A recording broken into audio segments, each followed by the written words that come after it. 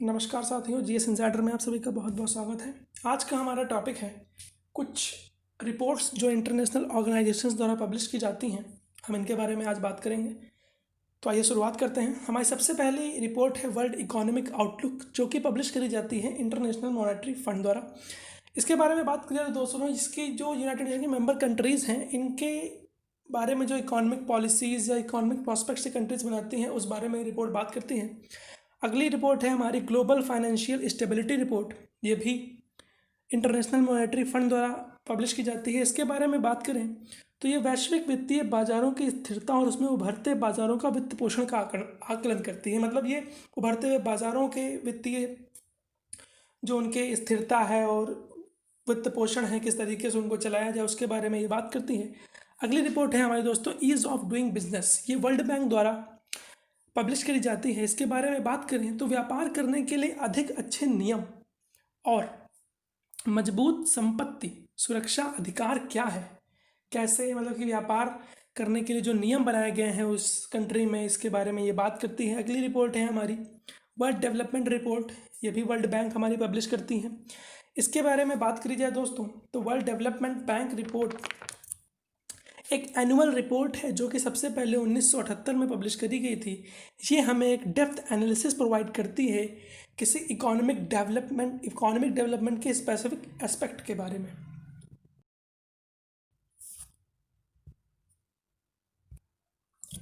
अगला है हमारा दोस्तों ग्लोबल इकोनॉमिक प्रॉस्पेक्ट, जो कि वर्ल्ड बैंक के द्वारा पब्लिश करा जाता है। इसमें वैश्विक आर्थिक विकास एवं संभावनाओं की जांच की जाती है। इसमें उभरते बाजार और विकासशील अर्थव्यवस्थाओं पर विशेष ध्यान दिया जाता है।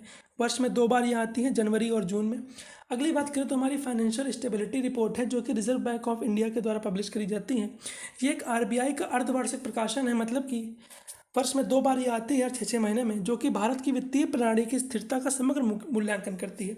साथ ही यह वित्तीय क्षेत्र के विकास और विनिमयन से संबंधित मुद्दों पर भी चर्चा करती है। अगली है हमारी मॉनेटरी पॉलिसी, जिससे हम सब फैमिलियर हैं दोस्तों।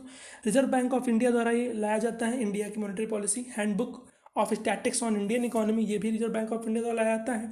दूसरा है quarterly statics on deposit and credit schedule commercial banks in India, RBI लाती है।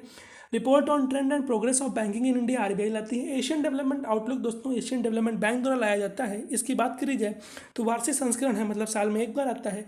एशिया के अधिकांश देशों के लिए आर्थिक विश्लेषण और पूर्वानुमान के साथ साथ सामाजिक मुद्दों की समीक्षा प्रदान कराता है। अगली है दोस्तों हमारी inclusive growth and development report, जो कि वर्ल्ड इकोनॉमिक फोरम द्वारा लाया जाता है।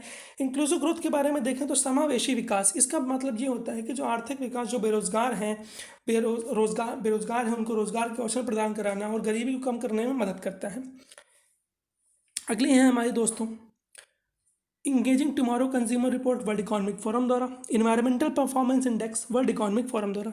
ये एक बैनियल इंडेक्स प्रिपेयर किया जाता है येल यूनिवर्सिटी और Columbia University collaboration with World Economic Forum के द्वारा। अगला है हमारा ग्लोबल कंपटेटिवनेस इंडेक्स, जो कि it provides us ability of a country to achieve high rates of growth in GDP per capita. मतलब कहने का मतलब है कि किसी कंट्री की जीडीपी पर कैपिटा कितनी ऊंची चली जाती है, ये उस बारे में हमें जानकारी देता है।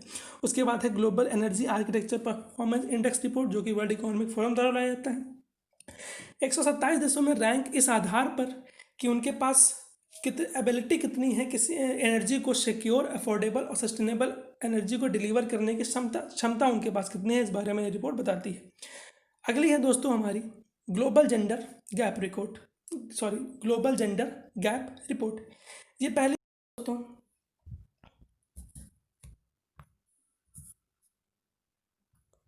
2000 में ये पहली बार लाया गया था। वर्ल्ड इकोनॉमिक फोरम ने इसे प्रकाशित किया था।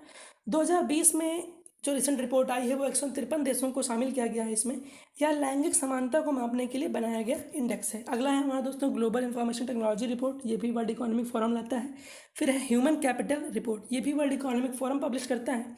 ये हमें बताता है कि किस तरीके से एक कंट्री अपने अंदर अपनी कंट्री में ह्यूमन टैलेंट को डेवलप कर रहा है और डिप्लॉय कर रहा है। अगला है हमारा दोस्तों inclusive growth and development report, sorry ये दोबारा आ गया है, दोबारा आ चुका है। आगे बढ़ते हैं दोस्तों। हमारा दूसरा है दोस्तों आउटलुक ऑन ग्लोबल एजेंडा, ये भी वर्ल्ड इकोनॉमिक फोरम द्वारा लाया जाता है। फिर द ग्लोबल रिस्क रिपोर्ट, ये भी वर्ल्ड इकोनॉमिक फोरम ही पब्लिश करता है। ये एक एनुअल स्टडी है, मतलब साल में एक बार आती है, जो कि हमें बताती है कि ग्लोबल रिस्क साल दर साल कितना बदला है, क्या गिरावट उसमें आई है, जी हमें ये रिपोर्ट बताती है। उसके बाद आती है द ह्यूमन डेवलपमेंट इंडेक्स, जो कि यूनाइटेड नेशन डेवलपमेंट प्रोग्राम द्वारा लाया जाता है। इसकी बात करें तो एनुअल रिपोर्ट है, सबसे पहले 1990 में एक पाकिस्तानी इकोनॉमिस्ट महबूब उल हक और Indian Nobel laureate Amartya Sen द्वारा लाई गई थी। दूसरी है दोस्तों हमारी सस्टेनेबल डेवलपमेंट गोल, ये भी यूनाइटेड नेशन डेवलपमेंट प्रोग्राम द्वारा लाया जाता है। ये इसे ग्लोबल गोल्स भी कहा जाता है। 2015 में यह अडॉप्ट किया गया था। ये बताता है हमें कि किस तरीके से एक कंट्री एक्शन लेती है अपने देश में गरीबी कम करने के लिए, प्लानट को प्रोटेक्ट करने के लिए, और ये इंश्योर करने के लिए कि सभी लोग पीस को एंजॉय कर सकें। अगला है हमारा दोस्तों जेंडर इक्वलिटी इंडेक्स। ये हमारा जेंडर डिस्पैरिटी पे का मेजरमेंट होता है कि जो जेंडर गैप है, डिफरेंस है, इसके बारे में बताता है। फिर आता है ग्लोबल हंगर इंडेक्स। तो दो ग्लोबल इनइक्वालिटी इंडेक्स है यूनाइटेड नेशन डेवलपमेंट प्रोग्राम द्वारा, global hunger index international food policy research institute द्वारा। जी जैसा कि हंगर प्रतीत हो रहा है, ग्लोबल में हंगर से रिलेटेड काम जो है ये बताता है हमें। 2 बार साल में रिपोर्ट पब्लिश की जाती है, अक्टूबर में हर साल, सॉरी एनुअल रिपोर्ट है, अक्टूबर में हर साल पब्लिश की जाती है। इसके बाद आता है ग्लोबल इनोवेशन इंडेक्स। दोस्तों ये इंसीड के साथ मिलकर लाया जाता है। इंसीड एक बिजनेस स्कूल है। उसके बाद आता है world economic situation and prospect, जो कि दोस्तों जॉइंटली लाया जाता है United nation conference on trade and development, United nation department of economic and social welfare और 5 यूएन रीजनल इकोनॉमिक कमीशन के द्वारा ये जॉइंटली प्रपोज किया जाता है। इसके बाद हमारा आता है दोस्तों वर्ल्ड इकोनॉमिक फ्रीडम इंडेक्स, जो कि हेरिटेज फाउंडेशन और वॉल स्ट्रीट जर्नल के द्वारा सबसे पहले मिलकर निकाला गया था 1995 में। ये किसी देश में इकोनॉमिक फ्रीडम की डिग्री ऑफ मेजर होती है। अगला है वर्ल्ड हैप्पीनेस रिपोर्ट, हमारा लास्ट। तो ये सस्टेनेबल डेवलपमेंट सॉल्यूशन नेटवर्क द्वारा लाया जाता है। ये हमें बताता है कौन सी कंट्री कितनी हैप्पी है, वहाँ के पर्सन्स कितने हैप्पी हैं, उनकी अर्निंग क्या है, इन सब बारे में ये बताया जाता है। हम उम्मीद करते हैं आपको वीडियो पसंद आया होगा। देखने के लिए धन्यवाद। चैनल को सब्सक्राइब करें, वीडियो